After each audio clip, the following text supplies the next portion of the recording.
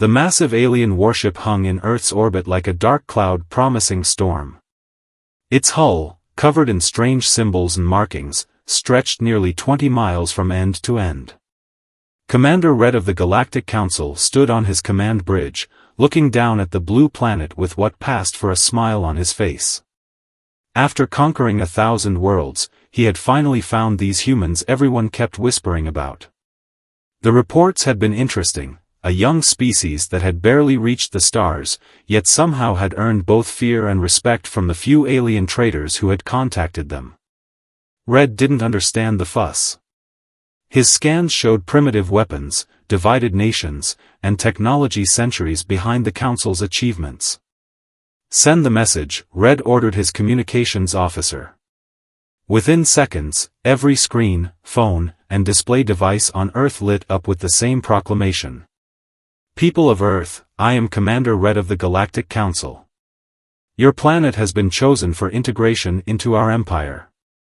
Submit peacefully, and you will serve as loyal subjects.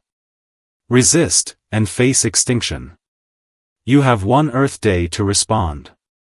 In the United Nations Emergency Chamber, world leaders gathered in unprecedented unity. The alien threat loomed over them all equally. General Stone, a weathered veteran with gray hair and stern eyes, stood before them. Ladies and gentlemen, he began, they think they know who we are. They've scanned our weapons, our cities, our current military strength.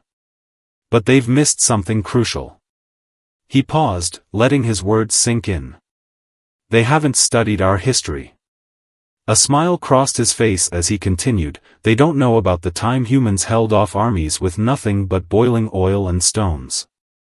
They haven't read about how farmers and shopkeepers turned into warriors overnight when freedom was threatened. They don't understand how we've survived ice ages, plagues, and disasters that should have wiped us out. The room filled with murmurs of agreement. Stone pulled up historical images on the main screen, ancient battles, revolutionary wars, humanity's greatest moments of resistance and triumph. Commander Red thinks he's facing a primitive species. He's wrong. He's facing every warrior, every survivor, every fighter who came before us. We carry their DNA, their spirit, their determination. In orbit, Red waited confidently for Earth's surrender. His species had never lost a conquest in their 1,000-year history. But as the deadline approached, his communications officer reported something unexpected. Commander, they're broadcasting something to us. Red screen filled with images, humans fighting with spears against tanks, resistance fighters surviving against impossible odds, small nations holding off empires. The message was clear, humanity had spent its entire existence learning how to face overwhelming odds. The transmission ended with a simple response. Thank you for your offer. We respectfully decline. Red felt something he hadn't experienced in centuries, uncertainty. As he prepared to give the order for his first strike, he had no way of knowing he had just started a conflict that would become legendary across the galaxy. Earth's response had been polite, almost gentle. But in military bases across the planet, bunkers were opening. Dust was being blown off contingency plans created during the Cold War. And in every nation, humans were doing what they had always done best, preparing to prove that the impossible was merely difficult. The war for Earth was about to begin. And humanity was about to teach the galaxy's mightiest a lesson about underestimating the species that had turned survival into an art form. Commander Red's first attack came at dawn. Massive energy beams struck military bases across Earth, vaporizing buildings and leaving smoking craters. He expected panic, chaos, and immediate surrender. Instead, he got empty bases and decoy structures. The humans had moved everything important underground hours ago. Decades of preparing for nuclear war had given them extensive bunker networks.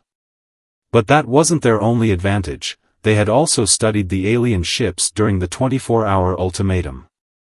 In a deep underground facility, Dr. Wells, Earth's leading physicist, pointed at scanner readings of the alien vessels. See these energy signatures? Their shields operate on a frequency we can detect. They're advanced, yes, but not magic. Every technology has its limits. Around the world, humanity's response began. Instead of matching the aliens' advanced technology head-on, they fought asymmetrically. Small teams of soldiers used old radio frequencies that alien scanners ignored. Fishing boats carried hidden missile launchers. Civilian vehicles concealed military equipment. Red watched in growing frustration as his sensor arrays failed to track human movements. Impossible. Their technology is primitive. How are they hiding from us? His second-in-command, Officer Blue, consulted the battle reports. Sir, they're using methods we never considered. They're communicating through paper messages and hand signals. They're using the planet's magnetic fields to disrupt our scans. He paused, they're adapting faster than our combat AI can predict. In the Pacific Ocean, a small fishing fleet approached one of Red's destroyer ships. The alien vessel's sensors showed nothing but simple wooden boats. The aliens didn't know that humans had learned to mask energy signatures using seawater and simple materials. When the boats were in range, they launched missiles coated with compounds that absorbed alien scanning beams. The destroyer's shields, calibrated to stop energy weapons, weren't designed to repel physical projectiles. The explosion didn't destroy the ship, but it damaged key systems. More importantly, it proved the aliens weren't invincible. General Stone addressed the UN again, his voice firm with conviction. Today's successes are just the beginning. Our strength isn't in our weapons, it's in our ability to think differently, to solve problems in ways our enemies can't imagine. He showed footage from around the world, farmers using their knowledge of weather patterns to hide troop movements, construction workers turning their equipment into makeshift weapons, computer programmers finding ways to slip simple but effective viruses into alien systems. Throughout history, humans have turned disadvantages into advantages.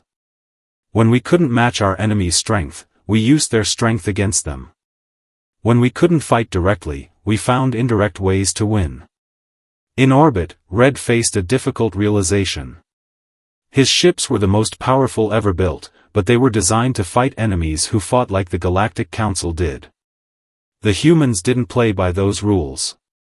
They used primitive technology in innovative ways. They turned simple tools into weapons. They fought like their ancient ancestors while using modern knowledge. As the first day of battle ended, Red received reports of damages to his fleet that should have been impossible. His mighty armada was being harassed by an enemy that, by all official measures, shouldn't have been able to scratch their paint. In his command center, he reviewed the humans' history again, this time looking more carefully. He saw patterns he had missed before. Centuries of warfare had taught humans to be resourceful, unpredictable, and absolutely relentless. For the first time in his military career, Commander Red felt something close to fear. He wasn't just fighting Earth's current military forces. He was fighting against the accumulated combat experience of an entire species, a species that had spent its whole existence learning how to overcome superior forces. And this was only the beginning. By the third day of the invasion, Commander Red faced an uncomfortable truth: his mighty fleet was being worn down by 1,000 tiny cuts. The humans had discovered that while his ship's shields could stop massive attacks, they couldn't maintain constant protection against small, repeated strikes. In his command center, Red watched recordings of the latest human tactics with growing concern. They were using simple drones, barely more than toys, to deliver small explosive charges to specific points on his ships. None of these attacks caused major damage, but they forced his shields to constantly flicker on and off, draining power. These primitives, he growled, are fighting like insects against a giant. Officer Blue studied the latest reports. Sir, that's exactly how they've won many of their own wars. They call it death by 1,000 cuts. Their history is full of smaller forces defeating larger ones through persistence and resourcefulness. On Earth, humanity's resistance had evolved into a global network of interconnected cells. When the aliens knocked out modern communication satellites, humans adapted. They used old ham radios, Morse code, and even trained pigeons to carry messages. Every old technology became new again. In an underground bunker in Moscow, Dr. Wells worked with an international team of scientists. They had noticed something crucial about the alien ships: their advanced technology required incredible amounts of power. Every time the shields activated, no matter how briefly, it cost energy. Their technology is like a heavyweight boxer, Dr. Wells explained to military leaders. Powerful, but it tires quickly. Ours is like a marathon runner, less powerful, but with much better endurance. General Stone seized on this insight. Then we keep hitting them. Not to destroy, but to exhaust. He turned to his staff. Get me every remote-controlled device we can find. Cars, boats, planes, even children's toys. If it can move and carry a small payload, we can use it. Across Earth, the strategy shifted. Humans stopped trying to destroy alien ships and focused instead on forcing them to constantly use their shields. Military drones flew alongside modified civilian ones. Model airplane enthusiasts became vital to the war effort, their skills perfect for the precise flying needed to deliver small explosives to specific points on alien hulls. In orbit, Red's fleet faced a new problem. Their energy reserves, designed for big battles with similar advanced civilizations, were being depleted by countless small confrontations. Every time they swatted down one primitive attack, 3 more appeared from unexpected directions. "Sir," Officer Blue reported, "the humans are spreading our forces thin. They're attacking everywhere at once, forcing us to maintain shields across all our ships constantly. Our energy consumption is exceeding regeneration rates." Red slammed his fist on his command console. How?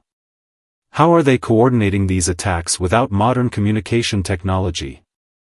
How are they building new weapons when we've destroyed their factories?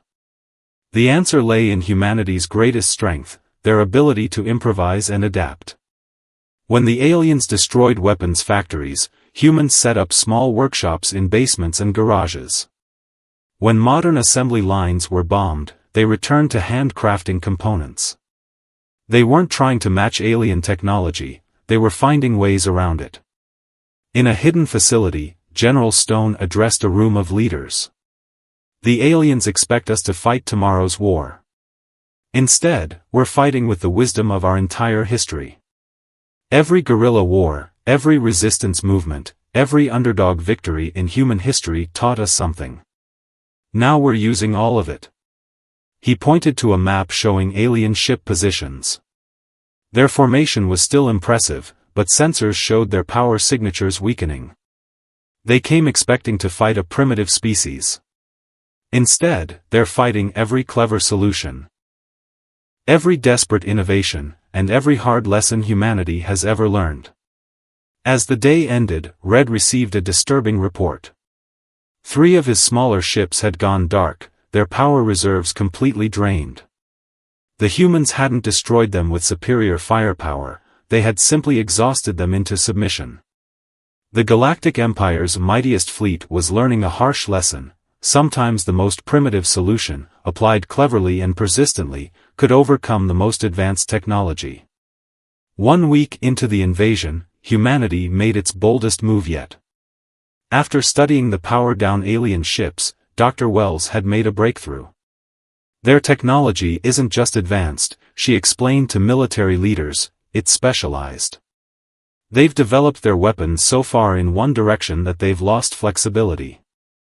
In a daring operation, teams of human engineers approached the disabled alien vessels using simple spacesuits and mechanical tools.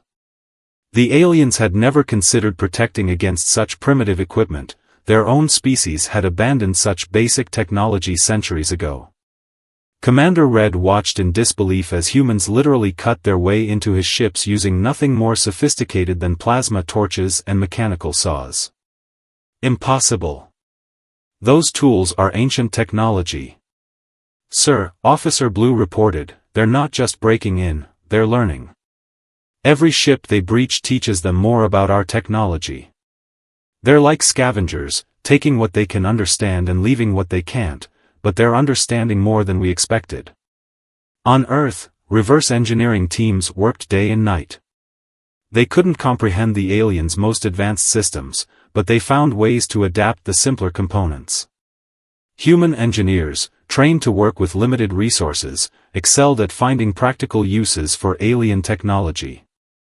General Stone stood in a hangar, watching as captured alien power cells were fitted into human vehicles. "We don't need to understand how they work at the quantum level," he said. "We just need to understand enough to use them." Humanity has always been good at taking others' innovations and improving on them. The alien fleet faced a new kind of crisis. Their sensors detected Earth vehicles now moving at impossible speeds, protected by hybrid shields made from a mix of human and alien technology. The humans hadn't copied alien technology perfectly, instead, they'd created something new, something unpredictable. "They're using our own technology against us," Red raged, "but they're using it differently. Their solutions are inefficient, imperfect, but effective." In the Atlantic Ocean, a submarine crew demonstrated humanity's talent for adaptation.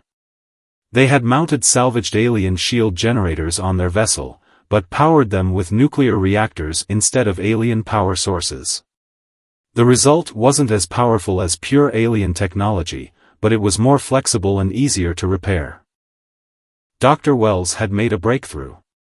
"Their technology isn't just advanced," she explained to military leaders, "it's specialized. They've developed their weapons so far in one direction that they've lost flexibility." In a daring operation, teams of human engineers approached the disabled alien vessels using simple spacesuits and mechanical tools. The aliens had never considered protecting against such primitive equipment. Their own species had abandoned such basic technology centuries ago. Commander Red watched in disbelief as humans literally cut their way into his ships using nothing more sophisticated than plasma torches and mechanical saws. "Impossible. Those tools are ancient technology." "Sir," Officer Blue reported, "they're not just breaking in, they're learning. Every ship they breach teaches them more about our technology. They're like scavengers, taking what they can understand and leaving what they can't, but they're understanding more than we expected." On Earth, reverse engineering teams worked day and night. They couldn't comprehend the aliens' most advanced systems, but they found ways to adapt the simpler components. Human engineers, trained to work with limited resources, excelled at finding practical uses for alien technology. General Stone stood in a hangar, watching as captured alien power cells were fitted into human vehicles. "We don't need to understand how they work at the quantum level," he said. "We just need to understand enough to use them." Humanity has always been good at taking others' innovations and improving on them. The alien fleet faced a new kind of crisis. Their sensors detected Earth vehicles now moving at impossible speeds, protected by hybrid shields made from a mix of human and alien technology. The humans hadn't copied alien technology perfectly, instead, they'd created something new, something unpredictable. "They're using our own technology against us," Red raged, "but they're using it differently. Their solutions are inefficient, imperfect, but effective." In the Atlantic Ocean, a submarine crew demonstrated humanity's talent for adaptation. They had mounted salvaged alien shield generators on their vessel, but powered them with nuclear reactors instead of alien power sources. The result wasn't as powerful as pure alien technology, but it was more flexible and easier to repair. Dr. Wells called it retrograde innovation, taking advanced technology and finding simpler, more robust ways to use it.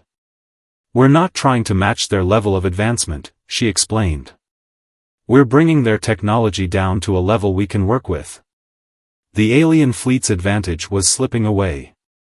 Their pure, advanced technology was being countered by crude but effective hybrid weapons. Human vehicles, enhanced with alien tech, could now match alien ships in speed and durability, while being far more numerous and easier to repair. In orbit, Red received reports of humans using captured alien communication systems to broadcast false orders to his fleet. They hadn't cracked the alien language, but they had learned to mimic signal patterns. The humans were turning the aliens' technological superiority into a weakness. "Sir," Blue said quietly, "we've lost contact with our southern quadrant ships. The humans are using our own command frequencies to confuse them. They're not just fighting us, they're turning our strengths against us." In underground bunkers worldwide, humanity's next phase was taking shape. Workers who had once built cars and computers were now assembling hybrid weapons that combined the best of both worlds, alien power with human practicality, advanced technology with simple reliability. General Stone addressed his troops. "Throughout history, humanity has absorbed the technologies of others and made them our own. The Romans learned from the Greeks, the Europeans learned from the Chinese, and now Earth learns from the stars. But we don't just copy, we adapt, we improve, we find new ways to use old ideas." As the sun set on the seventh day of war, Commander Red faced an uncomfortable realization. He had expected to fight primitives, but instead found himself facing an enemy that was rapidly evolving, learning, and adapting. His perfect, advanced fleet was being defeated by imperfect but innovative solutions. 2 weeks into the war, humanity launched its first major offensive. The alien fleet, which had started with over 300 ships, was down to fewer than 200 operational vessels. But it wasn't just the numbers that worried Commander Red, it was the change in human tactics. "They're not just defending anymore," Red observed as he watched Earth's forces moving with newfound confidence. "They're hunting us." Officer Blue studied the tactical displays with growing concern. "Sir, they're using our own formation patterns against us. They've studied our tactics, our protocols. They're thinking like us, but fighting like themselves." On Earth, military bases had become hybrid centers of innovation. Captured alien technology sat alongside human equipment, creating something entirely new. Dr. Wells stood in front of a massive screen, pointing to an alien battleship schematics. "See these power nodes," she explained to a group of pilots. "They're perfect examples of over-engineering. The aliens built redundancy upon redundancy, making their systems complex but vulnerable. We've learned to target these weaknesses with simple solutions." General Stone had authorized Operation Thunderbolt, humanity's first coordinated offensive against the alien fleet. But unlike traditional military operations, this one relied on humanity's newest advantage, unpredictability. "The aliens expect us to attack their weak points," Stone told his commanders. "So we'll hit their strong points instead. They expect complex strategies, so we'll use simple ones. They're looking for patterns, so we'll give them chaos." The attack began at dawn. Thousands of small craft, everything from modified fighter jets to civilian planes retrofitted with alien tech, swarmed toward the alien fleet. But instead of attacking from below as the aliens expected, they came from above, diving down through the fleet's strongest shields. Red watched in horror as human ships deliberately crashed through his fleet's defense screens. The aliens had designed their shields to repel energy weapons and missiles, never imagining an enemy would sacrifice ships in kamikaze runs. But the humans had learned from their history, sometimes the best way through a defense was to simply punch through it. "They're mad!" Red shouted as another wave of human ships breached his defenses. "They're losing dozens of craft to take down one of ours." "Sir," Blue corrected grimly, "they're losing unmanned drones and remote-controlled vessels. They've learned to combine their willingness to sacrifice equipment with their technology to preserve human life. It's ingenious." On Earth, Dr. Wells monitored the battle from her command center.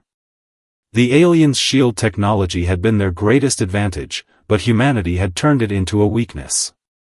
Every time the shields activated to stop a suicide run, they drained massive amounts of power. The aliens couldn't lower their shields, but they couldn't keep them up forever either. Like a boxer who can't drop his guard, she murmured, they'll eventually tire themselves out. The human attack pressed on relentlessly. When the aliens adapted to the diving attacks, humanity switched to ascending attacks from the ocean. When the aliens fortified their lower defenses, humans attacked from multiple directions simultaneously. Each time the aliens developed a counter-strategy, humans would abandon their successful tactic and switch to something completely different. In his command center, General Stone watched the battle unfold. Throughout history, humans have learned that the best way to defeat a superior force isn't to match their strength, but to make their strength irrelevant. By sunset, 30 more alien ships had fallen. Not through overwhelming force or superior technology, but through a combination of sacrifice, surprise, and relentless adaptation. The mighty alien fleet, designed to fight conventional wars against conventional enemies, found itself being dismantled by an enemy that refused to fight conventionally. Commander Red stared at his tactical display, watching as more red dots vanished, representing lost ships. His mighty fleet, the pride of the Galactic Council, was being defeated by what he had dismissed as primitives. But these primitives had something his forces lacked, the ability to turn desperation into innovation, to transform weakness into strength. The galaxy's mightiest were learning that true power didn't lie in having the most advanced technology, it lay in knowing how to use whatever technology you had in ways your enemy never expected. 3 weeks into the war, Commander Red faced the unthinkable.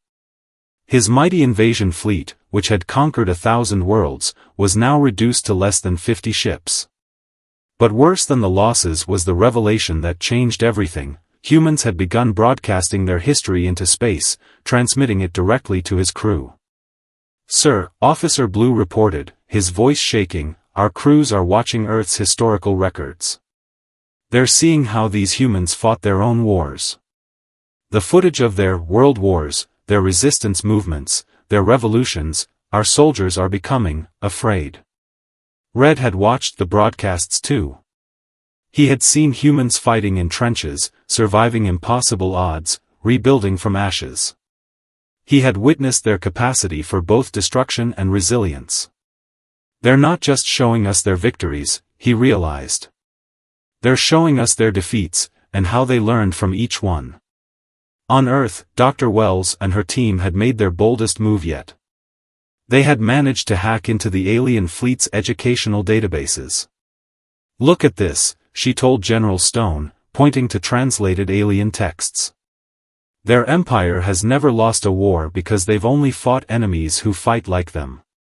They've never faced an adversary who adapts like we do." Stone understood immediately.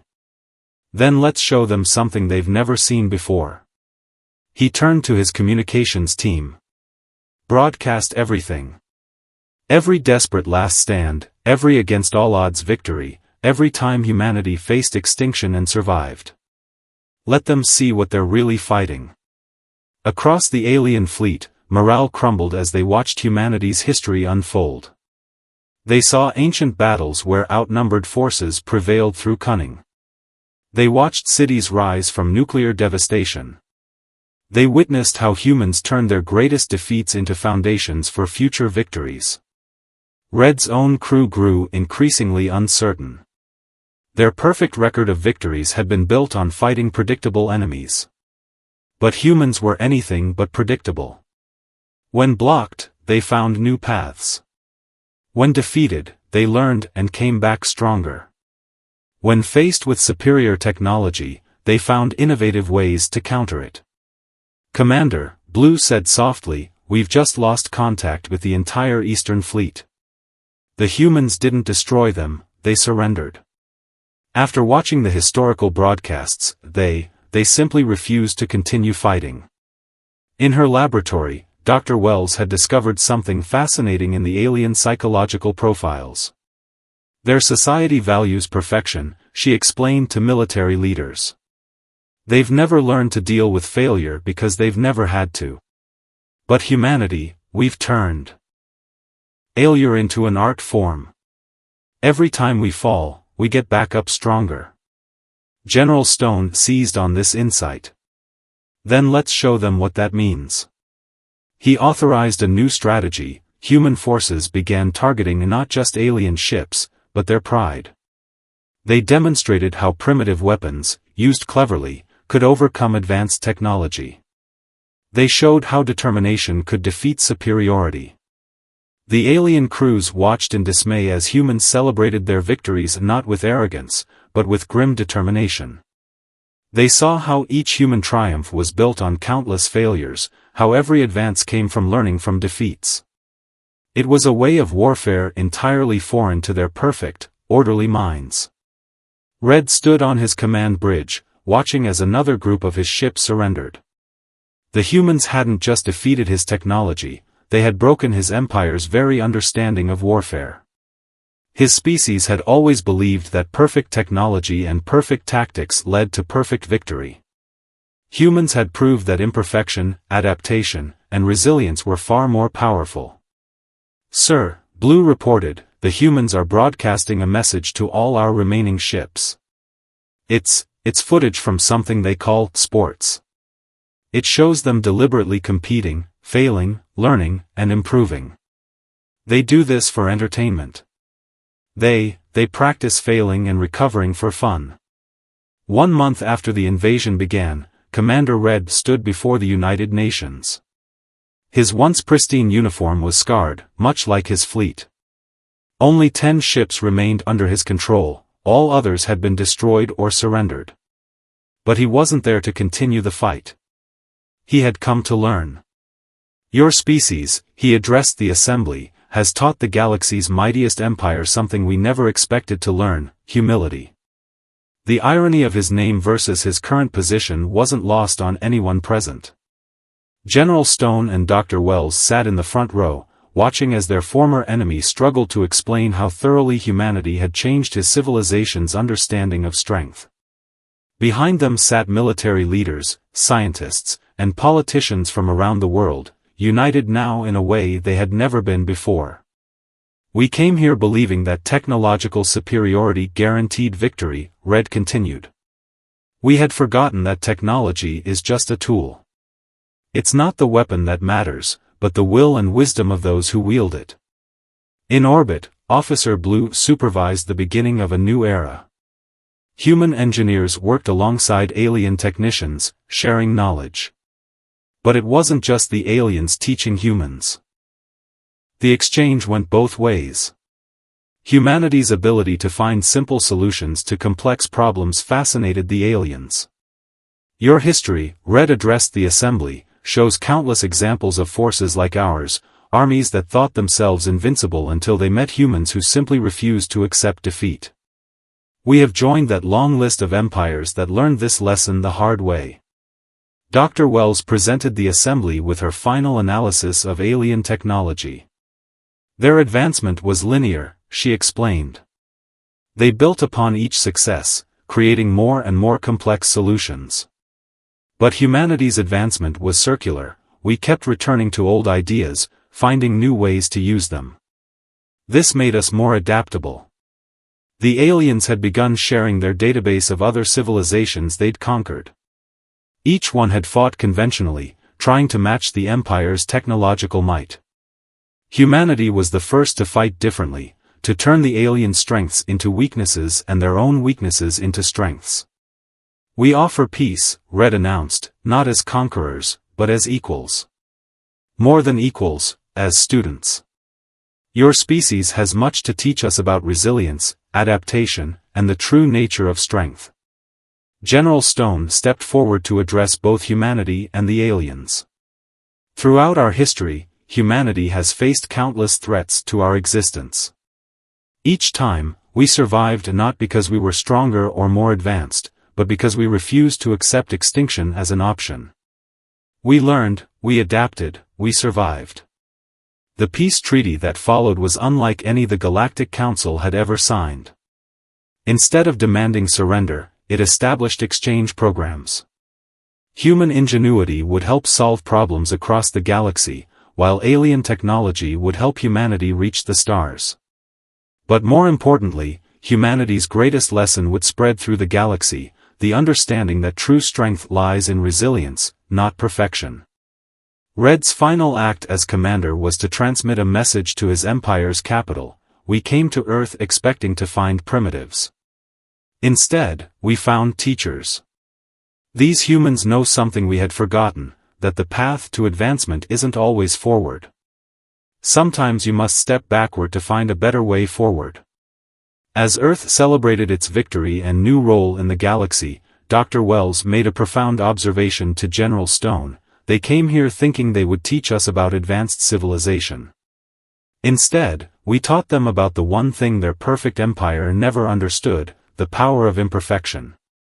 The galaxy's mightiest empire had arrived as conquerors but left as students, having learned that the most powerful force in the universe wasn't technology, or military might, or even perfect tactics. It was the simple, unbreakable human spirit, the ability to face impossible odds with determination, to learn from failure, and to rise stronger from defeat. In the end, humanity hadn't just defended Earth, they had changed the galaxy's understanding of what it meant to be truly mighty.